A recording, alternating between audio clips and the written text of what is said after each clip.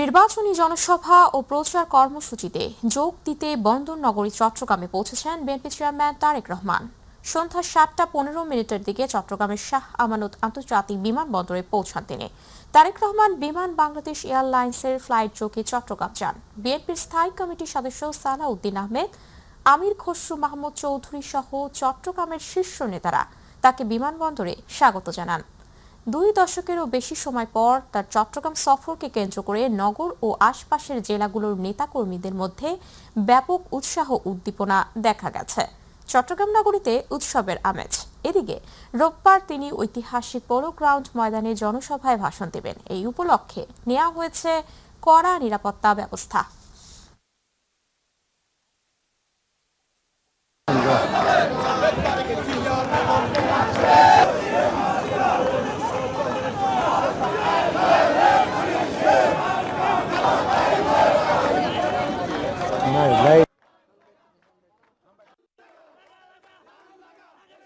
মহাসমাবেশ হবে। এই সমাবেশকে সাফল্যমণ্ডিত করার লক্ষ্যে আমরা চট্টগ্রাম উত্তর দক্ষিণ মহানগর বিএনপি ব্যাপক প্রস্তুতি গ্রহণ করেছি।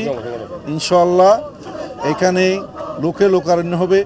যা বিগত সময়ে যে জনসভাগুলো হয়েছে তার থেকে অনেক গুণ বেশি জনগণ এখানে উপস্থিত হবে।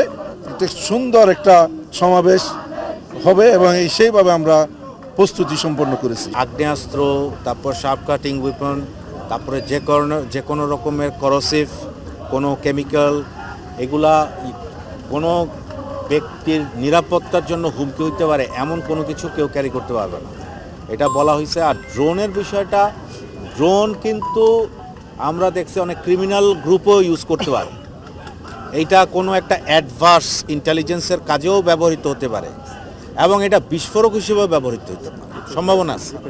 সো আমরা বলছি একমাত্র পুলিশের ড্রোন ছাড়া অন্য কোনো ড্রোন, বিএনপি চেয়ারপারসন যেখানে থাকবেন, যেখান দিয়ে গমনাগমন করবেন এবং যেখানে জনসভা করবেন, এর আশেপাশে কোথাও কোনো ড্রোন বা যেগুলো বললাম এগুলো কেউ। দর্শক, এই মুহূর্তে চট্টগ্রামের ঐতিহাসিক পোলো গ্রাউন্ড মাঠ এলাকায় আছেন সহকর্মী ইউসুফ আলী। সরাসরি চলে যাচ্ছি সেখানে। ইউসুফ, বিএনপি চেয়ারম্যানের সমাবেশের প্রস্তুতি কেমন দেখছেন? কাল আর কি কি কর্মসূচিতে যোগ দিবেন তারেক রহমান, জানাবেন আমাদের। আপনাকে ধন্যবাদ। আমি প্রথমেই জানিয়ে রাখি, বিএনপি চেয়ারম্যান তারেক রহমান চট্টগ্রামের পোলো গ্রাউন্ড মাঠে যে উত্তর এবং দক্ষিণ জেলা বিএনপি আয়োজিত যে নির্বাচনী সমাবেশ, সেই সমাবেশে যোগ দেওয়ার জন্য কিছুক্ষণ আগে অর্থাৎ রাত 7:30টায় শাহ আমানত আন্তর্জাতিক বিমানবন্দর থেকে বের হয়েছেন। বের হয়ে তিনি যে হোটেলে রাত্রি যাপন করবেন সেখানে পৌঁছেছেন। আমরা এই মুহূর্তে দাঁড়িয়ে আছি চট্টগ্রামের যে পোলো গ্রাউন্ড মাঠ, সেই মাঠের মধ্যে দাঁড়িয়ে আছি। এই মাঠে ইতিমধ্যে আগামীকালকে যে সমাবেশ, সেই সমাবেশ সফল করার জন্য প্রায় প্রস্তুতি সম্পন্ন করা হয়েছে। আমরা কিছুক্ষণ আগে চট্টগ্রাম জেলা বিএনপি নেতাকর্মীদের সঙ্গে আমরা কথা বলেছিলাম। তারা যেটি জানিয়েছেন যে দীর্ঘ 20 বছর পর বিএনপি চেয়ারম্যান তারেক রহমান চট্টগ্রামে আসছেন এবং এই সমাবেশে তিনি প্রধান অতিথি হিসেবে যোগ দেবেন। যেহেতু আগামী 12ই ফেব্রুয়ারি ত্রয়োদশ জাতীয় সংসদ নির্বাচন অনুষ্ঠিত হবে, সেই লক্ষ্যে এই সমাবেশের আয়োজন করা হয়েছে। আপনি দেখতে পাচ্ছেন যে সমাবেশকে সফল করার জন্য ইতিমধ্যে প্রায় সব ধরনের প্রস্তুতি সম্পন্ন করা হয়েছে। ছোটখাটো যেসব কাজ রয়েছে সেই কাজগুলো এখন সম্পন্ন করা হচ্ছে, অর্থাৎ সাজসজ্জার যে কাজগুলো, সেই কাজগুলো এখন সম্পন্ন করা হচ্ছে। তবে আপনি দেখতে পাচ্ছেন যে চট্টগ্রাম শহর এবং আশেপাশের যেসব উপজেলা রয়েছে, সেসব উপজেলা থেকে ইতিমধ্যে দলীয় নেতাকর্মীরা এসে এই সমাবেশের স্থলে উপস্থিত হয়েছেন। তারা যেহেতু আগামীকাল সকালে এখানে সমাবেশ অনুষ্ঠিত হবে, তাই তারা আগেভাগেই এখানে চলে আসছেন এবং এই সমাবেশে সারা রাত এই মাঠে তারা অবস্থান করবেন বলে আমাদেরকে জানিয়েছেন এবং সার্বিক নিরাপত্তার জন্য যা যা প্রয়োজন সবকিছুই করা হবে। বিএনপি নেতারা যেটি বলেছেন যে এই যে 20 বছর পর তারেক রহমান এখানে আসছেন, এই দীর্ঘ 20 বছর পর এখানে যে সমাবেশটি অনুষ্ঠিত হচ্ছে, এই সমাবেশটিকে তারা স্মরণকালের সবচেয়ে বড় সমাবেশ হিসেবে গড়ে তুলতে চান। অর্থাৎ এখানে কয়েক লাখ লোকের সমাবেশ ঘটানো হবে বলে তারা জানিয়েছেন এবং সেভাবেই তারা প্রস্তুতি সম্পন্ন করেছেন। দলীয় নেতাকর্মীরা এখানে এসে ধীরে ধীরে জড়ো হচ্ছেন। ধারণা করা হচ্ছে যে আজকে রাতের মধ্যেই মোটামুটি মাঠের অনেকাংশ পরিপূর্ণ হয়ে যাবে দলীয় নেতাকর্মীদের পদচারণায়। কিছুক্ষণ আগে চট্টগ্রাম মেট্রোপলিটন কমিশনার হাসিব আজিজ এখানে এসে নিরাপত্তার বিষয়টি পরিদর্শন করেছেন। তাদের সঙ্গে আমরা কথা বলেছি, তিনি যেটি জানিয়েছেন যে এখানে কয়েক স্তরের নিরাপত্তা বলয় তৈরি করা হয়েছে যাতে করে এই সমাবেশকে কেন্দ্র করে কোনো ধরনের নাশকতা ঘটাতে না পারে। সেজন্য তারা স্থলভাগে যেমন তাদের নিরাপত্তা জোরদার করবেন, তেমনি আকাশভাগেও তারা নিরাপত্তা জোরদার করবেন এবং সেখানে কিছু কিছু বিধিনিষেধ রাখা হয়েছে যাতে করে সমাবেশ স্থলে নির্বিঘ্নে সমাবেশ সম্পন্ন করা যায়। যেহেতু একটি বৃহৎ রাজনৈতিক দলের প্রধান তিনি এখানে সমাবেশে আসবেন, সেজন্য নিরাপত্তার জন্য তারা সব ধরনের ব্যবস্থা গ্রহণ করেছেন। এখানে শুধু পুলিশ নয়, পুলিশের পাশাপাশি র্যাব, আনসার, বিজিবি এবং সাদা পোশাকে বিভিন্ন আইন শৃঙ্খলা বাহিনীর সদস্যরা এখানে দায়িত্ব পালন করছেন এবং যাতে নিশ্চিত নিরাপত্তা বলয় তৈরি করা যায় সেই লক্ষ্যে তারা কাজ করছেন।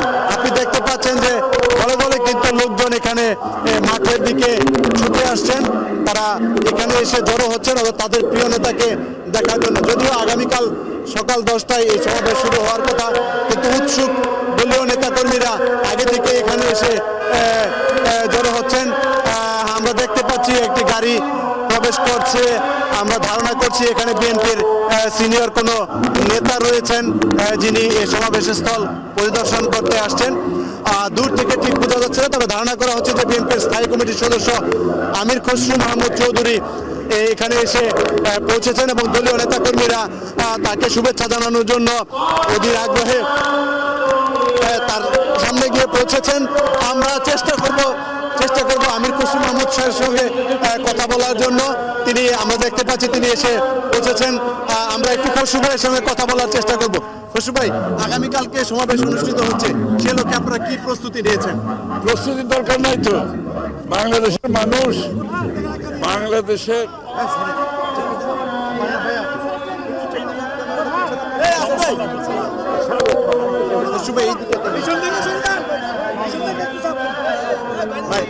আপনাদের আসলে এই সমাবেশকে সফল করার জন্য আপনারা কি ধরনের প্রস্তুতি নিয়েছেন? না প্রস্তুতির তো দরকার নাই আল্লাহর মধ্যে। কালকে জনসভা এটা খালি বিএনপি নেতা কর্মী সমর্থকদের জন্য নয়, এটা সর্বসাধারণের জনসভায় পরিণত হবে। সবাই বিএনপির সবাই ইনশাআল্লাহ সর্বস্তরের মানুষ এখানে অংশগ্রহণ করবে, এখানে প্রস্তুতির দরকার নাই। আমরা আশা করছি সর্বস্তরের মানুষ এখানে কালকে অংশগ্রহণ করবে। এটা বিএনপির সভা হবে না, এটা বাংলাদেশের সকলের জন্য জনসভা। 20 বছর পর তারেক রহমান সাহেব এখানে আসছেন জনসভায় যোগ দিতে, সেই লোক এখানে কিরকম লোক আপনাদের সমাগম হবে? এটা আপনারা গুনে নিয়ে আমরা সংখ্যা বলতে চাই না, কি ধরনের সমাগম হতে পারে সেটা আপনারা কালকে দেখে দিয়ে, এটা আমরা বলতে চাই না। ধন্যবাদ আপনাকে। পিছের থেকে তোমরা আমরা এখন আমাদের সঙ্গে কথা বললেন বিএনপির স্থায়ী কমিটির সদস্য আমির খসরু মাহমুদ চৌধুরী। তিনি এসেছেন এই সমাবেশের স্থল পরিদর্শন করতে, অর্থাৎ এখানে যে সমাবেশের যে প্রস্তুতি, সেই প্রস্তুতিটা কেমন সেটি তিনি দেখার জন্য এসেছেন এবং তার সঙ্গে বিপুল সংখ্যক নেতাকর্মী এখানে এসে জড়ো হয়েছেন তাদের সেই নেতাকে স্বাগত জানানোর জন্য। তবে তিনি যেটি বলেছেন যে এটি শুধুমাত্র বিএনপির সমাবেশ নয়, এটি হচ্ছে চট্টগ্রামের সর্বস্তরের মানুষের সমাবেশ এবং তারেক রহমানের এই সমাবেশ সফল করার জন্য এখানে সর্বস্তরের মানুষ এসে জড়ো হবে এবং তারেক রহমান যে নির্দেশনা দেবেন দলীয় নেতাকর্মীদের উদ্দেশ্যে এবং চট্টগ্রামবাসীর উদ্দেশ্যে, তারা সেটি পালন করার চেষ্টা করবেন। এবং আরেকটি বিষয় যেটি আমরা জানতে চেয়েছি যে আসলে আগেই আমাদেরকে বলা হয়েছিল যে এই সমাবেশটিকে এমনভাবে সম্পন্ন করা হবে যাতে করে বিগত সময়ে বিএনপির যেসব সমাবেশ হয়েছে সেই সমাবেশগুলোর রেকর্ডকে তারা ছাড়িয়ে যেতে চাচ্ছে। অর্থাৎ এখানে বিগত সময়ে যেসব সমাবেশ হয়েছে সেই সমাবেশে যে পরিমাণ লোক হয়েছে তার চেয়ে অনেক বেশি লোক তারা এখানে সমাগম করতে চাচ্ছে। যেহেতু 2024 সালের 5ই আগস্ট ফেসিবাদের পতন হওয়ার পর এখানে সমাবেশের আয়োজন করা হয়েছে, সেহেতু তাদের দাবি যে বিএনপি এই মুহূর্তে সবচেয়ে জনপ্রিয় দল হিসেবে তারা পরিণত হয়েছে। উপমা, চট্টগ্রামের পোলো গ্রাউন্ড থেকে এই ছিল আমার কাছে সবশেষ তথ্য। উপমা। ইউসুফ, আপনাকে ধন্যবাদ। দর্শক, চট্টগ্রামের ঐতিহাসিক পোলো গ্রাউন্ড মাঠ থেকে আমাদের সাথে সরাসরি যুক্ত ছিলেন সহকর্মী ইউসুফ আলী, জানাচ্ছিলেন সেখানকার সর্বশেষ খবরাখবর। চলে যাচ্ছে পরবর্তী সংবাদে। বিএনপি চেয়ারম্যান তারেক রহমান বলেছেন, যত বেশি গণতান্ত্রিক চর্চা হবে মানুষ তত জনকল্যাণে কাজ করবে। দুপুরে রাজধানীর গুলশানের শাহাবুদ্দিন আহমেদ পার্কে জাতীয় রিল মেকিং প্রতিযোগিতার বিজয়ীদের সঙ্গে একান্ত আলাপচারিতায় তিনি এই কথা বলেন। এ সময় তার সাথে কন্যা জাইমা রহমানও অংশ নেন। অনুষ্ঠানে তারেক রহমান বড় শহরের আশেপাশে স্যাটেলাইট টাউন ও মনোরেল এর পরিকল্পনার কথা জানান। এছাড়া বিএনপি সরকার আসলে শিশু বান্ধব পরিবেশ নিশ্চিত করা হবে বলেও উল্লেখ করেন। মাহবুব সৈকতের রিপোর্ট। আমার ভাবনায় বাংলাদেশ এই শিরোনামে অনুষ্ঠিত জাতীয় রিল মেকিং প্রতিযোগিতার বিজয়ীদের সঙ্গে একান্ত আলাপচারিতায় কন্যা জাইমা রহমানকে সঙ্গে নিয়ে অংশ নেন তারেক রহমান। প্রতিযোগিতায় বিজয়ীদের প্রশ্নোত্তরে আগামীতে সরকার পরিচালনার দায়িত্ব পেলে শিশু বান্ধব পরিবেশ নিশ্চিত করার কথা জানান বিএনপির চেয়ারম্যান। অনেক কিছু করতে চাইছি না, আমি অল্প কিছু করতে চাইছি, কিন্তু জিনিসটা ঠিকভাবে করতে চাইছি, যতটুকু সম্ভব ঠিকভাবে। I don't want to do a lot. কিছু জিনিস করতে চাইছি, কিন্তু যেটাতে আপনার বেসিক জিনিসটা, বেসিক কমফোর্টটা আনা যাবে, বেসিক বিষয়টাকে আমরা অ্যাড্রেস করতে হবে। আমরা শুরু করব, আপনারা এগিয়ে নিয়ে যাবেন, আপনাদের পরের জেনারেশন ওটাকে কন্টিনিউ করে। মোবাইল আসক্তি দূর করতে বিকল্প পদক্ষেপ এবং শিক্ষাকে আনন্দমুখর করতে নানাবিধ পদক্ষেপ নেওয়ার পরিকল্পনার কথাও তুলে ধরেন তিনি। সিলেবাসের মধ্যে স্পোর্টসটা অ্যাড করবো, অর্থাৎ যার যেটা ভালো লাগে খেলতে, কিন্তু খেলতে হবে। একটা স্পোর্টস তাকে কম্পালসারি নিতেই স্যার, এবং ওই স্পোর্টসে তাকে পাস করতে হবে। ও পাস ফেলের ব্যাপার থাকবে, কিন্তু এটা যে সে জাস্ট ইচ্ছে হলে করলো, ইচ্ছে হলে করলো না। আপনি থার্ড ল্যাঙ্গুয়েজ যেটা বলেন, থার্ড ল্যাঙ্গুয়েজে কিন্তু তাকে পাস করতে হবে। আমরা আর্ট এন্ড কালচারটা রাখতে চাইছি। তরুণ এবং বেকারদের জন্য সময়োপযোগী কর্মমুখী শিক্ষা ব্যবস্থা প্রবর্তন এবং তার মাধ্যমে প্রবাসী কর্মসংস্থানের সুযোগ তৈরির কথা জানান বিএনপির শীর্ষ এই নেতা।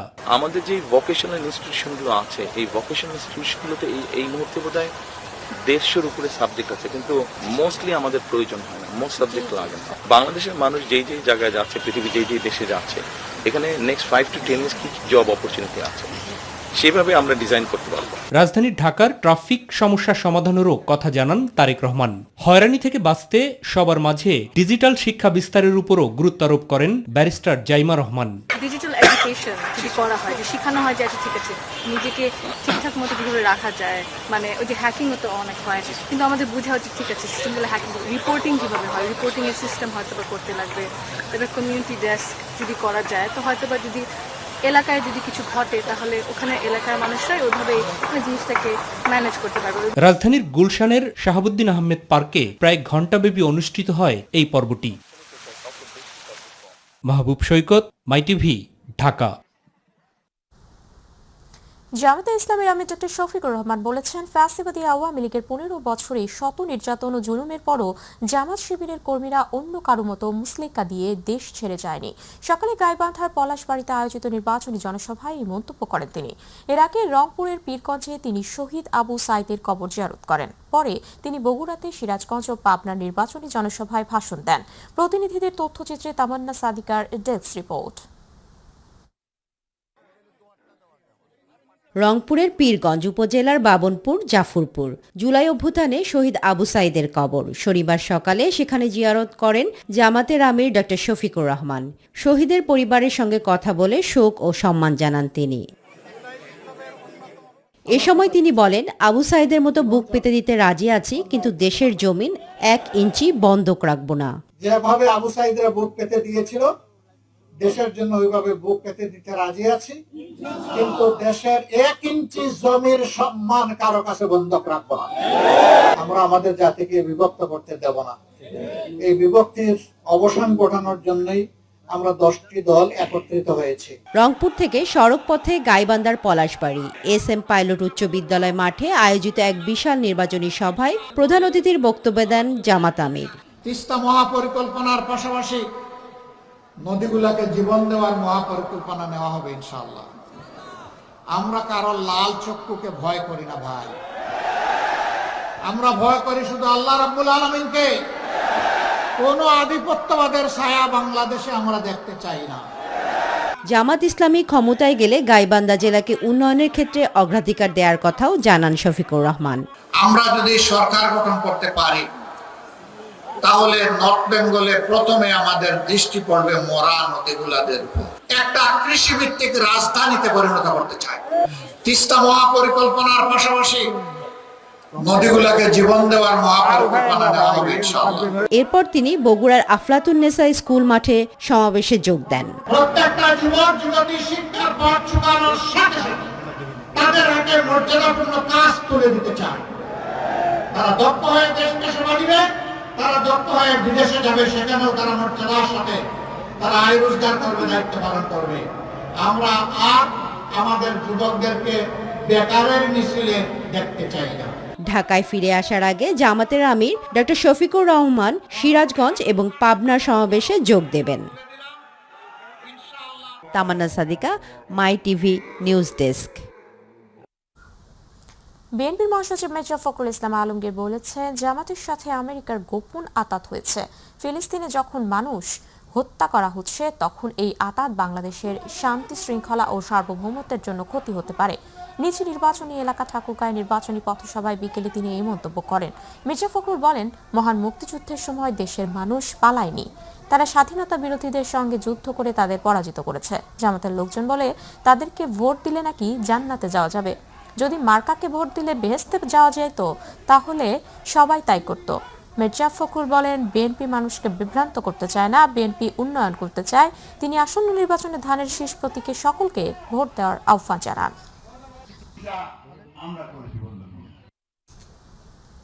এনসিপির করা তারেক রহমানের নির্বাচনী আচরণ বিধি লঙ্ঘনের অভিযোগ সম্পূর্ণ মিথ্যা, এটাকে হাইপার প্রোপাগান্ডার অংশ বলেছেন বিএনপির সিনিয়র যুগ্ম মহাসচিব রুহুল কবির রিজভী। অন্যদিকে ভারতের সঙ্গে বিএনপির চুক্তির বিষয়ে যেসব কথা বলা হচ্ছে তা সম্পূর্ণরূপে অপপ্রচার বলে জানিয়েছেন বিএনপি চেয়ারম্যানের রাজনৈতিক উপদেষ্টা ও নির্বাচন পরিচালনার কমিটির মুখপাত্র মাহদি আমিন। এ সময় তিনি দীর্ঘ 2 দশক পর দলের চেয়ারম্যান তারেক রহমানের সফর নিয়েও কথা বলেন। রাজধানীর পৃথক অনুষ্ঠানে তারা এসব কথা বলেন। ইলিয়াস মাতবরের প্রতিবেদন। বিএনপির সিনিয়র যুগ্ম মহাসচিব রুহুল কবির রিজভীর নেতৃত্বে সকালে রাজধানীর বনানী কবরস্থানে আরাফাত রহমান কোকোর মৃত্যুবার্ষিকীতে তার কবর জিয়ারত করা হয়। রাজনীতি না করেও শুধু জিয়া পরিবারের সদস্য হওয়ায় আরাফাত রহমান কোকো নিপীড়নের শিকার হয়েছেন বলে অভিযোগ করেন রুহুল কবির রিজভী। জনাব তারেক রহমান তিনি তার যে ডিসেন্ট কথাবার্তা, তার যে চমৎকার বক্তব্য এবং জনগণের সাথে সম্পর্কিত তার নেতৃত্ব যে আজকে সারা দেশের মানুষের কাছে গ্রহণযোগ্য, এটিকে মেলাইন করার জন্য, এটি জনগণের কাছে বিভ্রান্তি তৈরি করার জন্য কথা বলা হচ্ছে। যেদিন থেকে নির্বাচনী কর্মকাণ্ড করা যাবে, ঠিক সেই দিন থেকেই তিনি হযরত শাহজালাল রাদিয়াল্লাহু আনহুর মাজার জিয়ারত করে তিনি সেখান থেকে শুরু করেছেন। অন্যদিকে গুলশানে এক সংবাদ সম্মেলনে কথা বলেন বিএনপির নির্বাচন পরিচালনা কমিটির মুখপাত্র ও চেয়ারম্যানের উপদেষ্টা মাহদি আমিন। চট্টগ্রাম সমাবেশ শেষ করে তিনি যাত্রাপথে ফেনীতে নির্বাচনী সমাবেশে বক্তব্য রাখবেন। তারপর তিনি কুমিল্লায় যথাক্রমে 14 গ্রাম হাই স্কুল মাঠ, সোয়াগাজী ডিগবাজির মাঠ এবং দাউদকান্দি উপজেলার কেন্দ্রীয় ঈদগাহ মাঠে 3টি পৃথক নির্বাচনী সমাবেশে অংশগ্রহণ করবেন। এরপর যাত্রাপথে তিনি নারায়ণগঞ্জের কাঁচপুর বালুর মাঠে নির্বাচন সমাবেশে যোগদান করবেন। ভারতের সাথে বিএনপির চুক্তির বিষয়ে যেসব কথা বলা হচ্ছে তা সম্পূর্ণরূপে অপপ্রচার। মাহদি আমিন জানান, তারেক রহমান নির্বাচনী সফরে চট্টগ্রাম গিয়ে জনসভা ছাড়াও ইউথ পলিসি নিয়ে সংলাপে অংশ নেবেন। ইলিয়াস মাতবর, মাই টিভি, ঢাকা। সারা দেশের মতো রাজধানীতেও জমে উঠেছে ত্রয়োদশ জাতীয় সংসদ নির্বাচনের প্রচারণা। সকাল থেকেই বিএনপি এনসিপি সহ বিভিন্ন দলের প্রার্থীদের প্রচারণায় সরগরম ঢাকার বিভিন্ন এলাকা। পাড়া মহল্লা অলি গলি চষে বেড়াচ্ছেন তারা। শুনছেন ভোটারদের সমস্যার কথা, দিচ্ছেন নানা প্রতিশ্রুতি। ইলিয়াস মাতবরের আরেকটি প্রতিবেদন। দেশ জুড়েই শুরু হয়েছে নির্বাচনী প্রচারণা। ভোটারদের মন জয়ে ব্যস্ত বিভিন্ন রাজনৈতিক দলের প্রার্থীরা। সকালে উত্তরার 51 নং ওয়ার্ডের বিভিন্ন এলাকায় নেতাকর্মীদের নিয়ে গণসংযোগ করেন ঢাকা 18 আসনের বিএনপি মনোনীত প্রার্থী এস.এম. জাহাঙ্গীর। এ সময় আধুনিক উত্তরা গড়ার প্রতিশ্রুতি দেন তিনি। সেই পিছিয়ে পড়া জনগোষ্ঠীকে আমরা সামনের দিকে এগিয়ে নিয়ে যাওয়ার জন্য আমাদের সেবা, রাষ্ট্রের সেবা, জনগণের সেবা দিয়ে আমরা ইনশাআল্লাহ এগিয়ে নিয়ে যাব। ঘুরে দাঁড়াতে হলে আমাদের মাদক মুক্ত একটি সমাজ ব্যবস্থা গঠন করতে হবে। আমাদের গ্যাস থাকে না, আমাদের বিদ্যুৎ থাকে না, আমাদের পানি থাকে না। এই সেবামূলক সংস্থাগুলোর সাথে সমন্বয় করে আমাদের তার সেবার পরিমাণ বাড়াতে হবে। এদিকে গণসংযোগের অংশ হিসেবে রাজধানীর হাতিরঝিল এলাকায় এক পিটা উৎসবে অংশ নেন ঢাকা 11 আসনের বিএনপি মনোনীত প্রার্থী ডক্টর MA কাইয়ুম। এ সময় দখলকৃত খাল উদ্ধারের প্রতিশ্রুতি দেন তিনি। খালগুলি দখল হয়ে গেছে, আমরা নিজেরা এগুলো উদ্ধার করব। সামাজিক যে উন্নয়ন, গ্যাসের সমস্যা, রাস্তাঘাটের সমস্যা, এগুলো খুব জটিল কিছু না, এগুলো আমরা 500 করে ইনশাল্লাহ করে ফেলবো। ধানের শীষে ভোট দিব, সারা বাংলাদেশে তারেক রহমানকে প্রধানমন্ত্রী বানিয়ে আমরা আগামীর একটি বাংলাদেশ করব, বৈষম্যহীন, কল্যাণ, উন্নত রাষ্ট্র ইনশাআল্লাহ। সকালে রাজধানীর দনিয়া এলাকায় গণসংযোগ করেন ঢাকা 4 আসনের বিএনপি মনোনীত প্রার্থী তানভীর আহমেদ রবিন। লিফলেট বিতরণের পাশাপাশি ভোট চেয়ে পরিকল্পিত এলাকা গড়ার প্রতিশ্রুতি দেন তিনি। ইলিয়াস মাদবর, মাই টিভি, ঢাকা। বিএনপির বিরুদ্ধে ভয়ের পরিবেশ তৈরি ও নির্বাচনী আচরণবিধি ভঙ্গের অভিযোগ এনেছেন ঢাকা 11 আসনের 10 দলীয় ঐক্যের প্রার্থী নাহিদ ইসলাম। নির্বাচনী প্রচারণাকালে তিনি জানান, ফ্যামিলি কার্ডের মাধ্যমে ভোট কেনার কৌশল অবলম্বন করা হচ্ছে, কিন্তু এটি বাস্তবায়নযোগ্য নয়। এদিকে ঢাকা 8 আসনের প্রার্থী নাসির উদ্দিন পাটোয়ারি বলেন, ভয়ভীতি দেখিয়ে নির্বাচনে জয়ী হওয়া যাবে না। SM Arif report.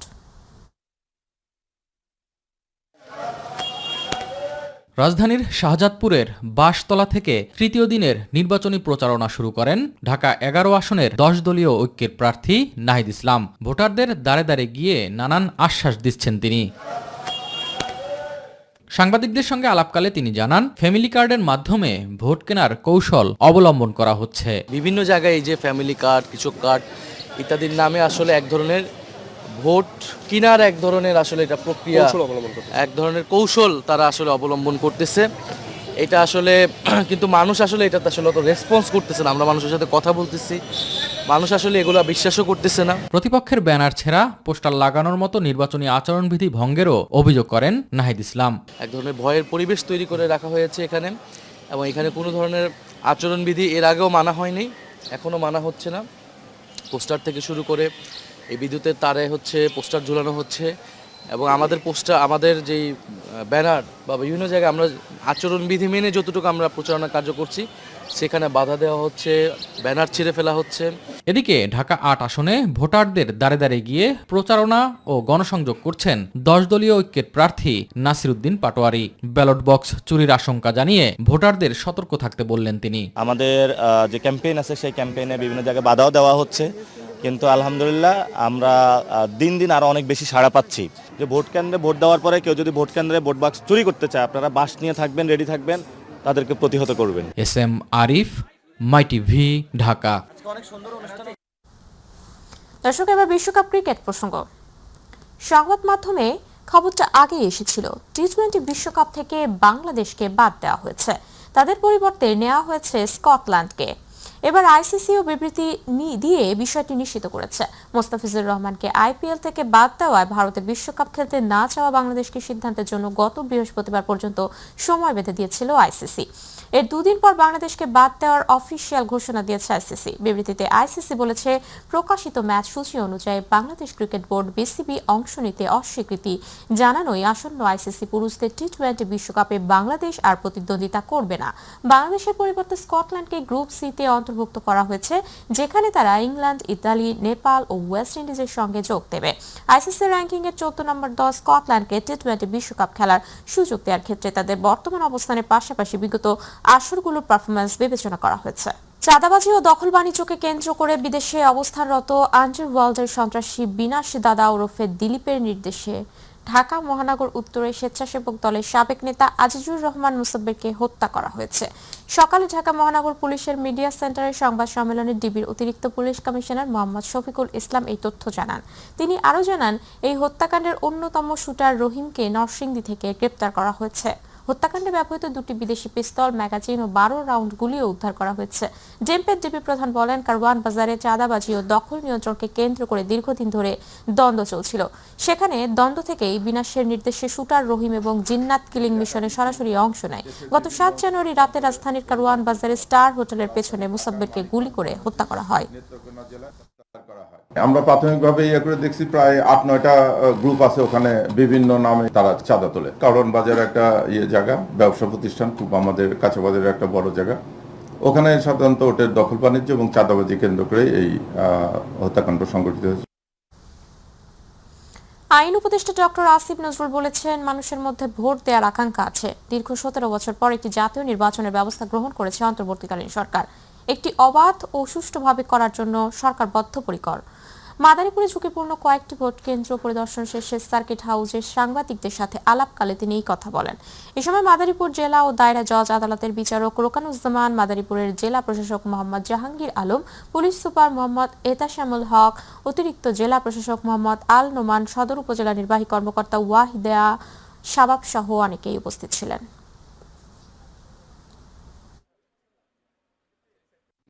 ফেব্রুয়ারিতে প্রায় 17-18 বছর পর একটা নির্বাচনের আমরা প্রক্রিয়া করেছি। এটা অবাধ এবং সুষ্ঠুভাবে করার জন্য আমরা বদ্ধপরিকর। আমাদের জেলা প্রশাসনে যারা আছেন, পুলিশ প্রশাসনে ওনারা কনফিডেন্ট আছেন। ইনশাআল্লাহ আমরা আমাদের জাতীয় জীবনে আমার মনে হয় বাংলাদেশ স্বাধীন হওয়ার পর সবচেয়ে ইম্পর্টেন্ট একটা ইলেকশন হতে যাচ্ছে। এবং আপনারা দেখবেন এই ইলেকশনে দুইটা বৈশিষ্ট্য আছে। সেটা হচ্ছে এখানে প্রথমবারের মতো বাংলাদেশে পোস্টাল ব্যালটে ভোট হচ্ছে। আমাদের প্রবাসী ভাইরা প্রথমবারের মতো ভোটাধিকার প্রয়োগ করতে পারছে। এবারে বাণিজ্য সংবাদ।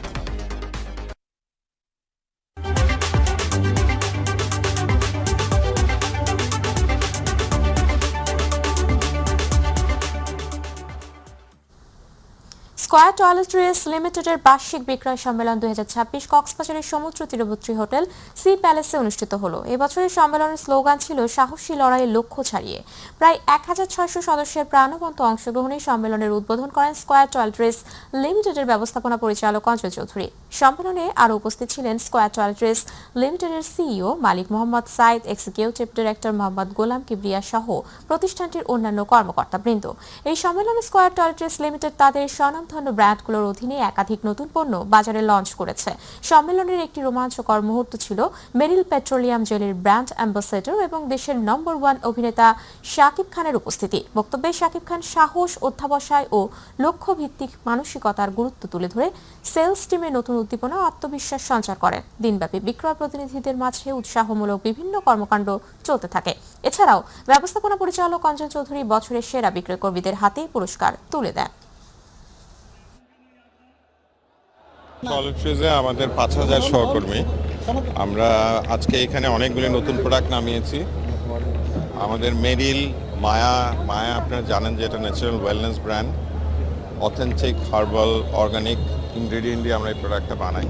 মায়ার অনেকগুলি প্রোডাক্ট এসছে। আরেকটা খুব এক্সাইটিং প্রোডাক্ট এসছে, সেটা জিরো ক্যাল থেকে অরেঞ্জ ড্রিঙ্ক পাউডার, যেটাতে চিনি থাকবে না। সো এরকম অনেক এক্সাইটিং জিনিস আমরা লঞ্চ করছি এবং আমরা একটা রেসপন্সও পাচ্ছি। সবচেয়ে আনন্দের বিষয় হচ্ছে বাংলাদেশের মানুষ বাংলাদেশের ব্র্যান্ডগুলি কিনছে, স্কয়ার টয়লেট্রিজের ব্র্যান্ড কিনছে। তো আমরা খুব কৃতজ্ঞ। আমরা আমাদের প্রয়াত মাননীয় চেয়ারম্যান জনাব শামসুন চৌধুরীর শতবর্ষ আমরা পালন করছি এবং তার এই শতবর্ষে আমরা আমাদের যে লক্ষ্যমাত্রা রেখেছিলাম 25-এ, সেটা আমরা অর্জন করেছি এবং তার উপরে অর্জন শুধু 100% না, তার উপরে একটা নাম্বার, খুব ভালো একটা নাম্বার, 100 কোটি টাকা তার বেশি করেছে। এবং এটা একমাত্র সম্ভব হয়েছে যে সবার আস্থা আমাদের প্রতি ছিল বলে আমরা করতে পেরেছি। এবং আমাদের আগামী দিনের শপথ যে আমাদের শুধু বাংলাদেশ না, দেশের বাইরে প্রবাসী ভাই বোনদের কাছে আমাদের মানসম্পন্ন সামগ্রী পৌঁছে দেব এবং শুধু বাংলাদেশের ভিতরেই না, বাইরেও আমাদের মুখ উজ্জ্বল করব। বাংলাদেশের জুতার বাজারে আধুনিক ডিজাইন ও নতুন প্রজন্মের ক্রমবর্ধমান চাহিদাকে সামনে রেখে নাসির ফুটওয়্যার ইন্ডাস্ট্রিজ লিমিটেড বাজারে আনছে তাদের নতুন ও স্টাইলিশ জুতার ব্র্যান্ড ফ্লাইট। এই উপলক্ষে ময়মনসিংহের ভালুকায় নাসির ফুটওয়্যার ইন্ডাস্ট্রিজ লিমিটেডের নতুন কারখানার উদ্বোধন অনুষ্ঠিত হয়।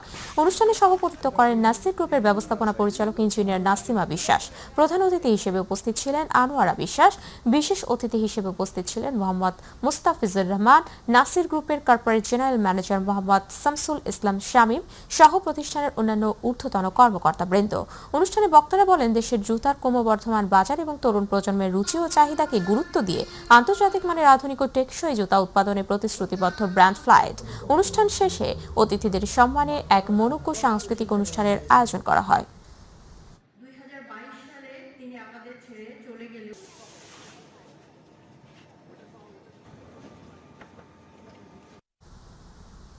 আল আরাফা ইসলামী ব্যাংক পিএলসি এর বার্ষিক ব্যবসা সম্মেলন 2026 রাজধানীর একটি 5 তারকা হোটেলে অনুষ্ঠিত হয়েছে। ব্যাংকের পরিচালনা পর্ষদের চেয়ারম্যান খাজা শাহরিয়ার প্রধান অতিথি হিসেবে শনিবার এই সম্মেলনের উদ্বোধন করেন। ব্যবস্থাপনা পরিচালক এবং সিইও মোহাম্মদ রাফাত উল্লাহ খান অনুষ্ঠানে সভাপতিত্ব করেন। সভায় পর্ষদের পরিচালক মোহাম্মদ শাহিনুল ইসলাম, মোহাম্মদ আব্দুল ওয়াদুদ, অধ্যাপক ডক্টর এম আবু ইউসুফ এবং মোহাম্মদ আশরাফুল হাসান এফসিএ উপস্থিত ছিলেন। এই সময় ব্যাংকের উপব্যবস্থাপনা পরিচালক Mohammad Abdullah Al Mamun, Mohammad Fazlur Rahman Chowdhury, Mohammad Asaduzzaman Bhuiyan, Mohammad Hossain M Abu Jafar, Syed Abul Hashem FCA, FCMA ব্যাংকের শীর্ষ নির্বাহীগণ এবং 226টি শাখার ব্যবস্থাপকরা অংশ নেন। এ সময় ব্যাংকের সার্বিক ব্যবসা পরিস্থিতি নিয়ে ব্যবস্থাপনা কর্তৃপক্ষ শাখা ব্যবস্থাপক বৃন্দের সঙ্গে আলোচনা করেন।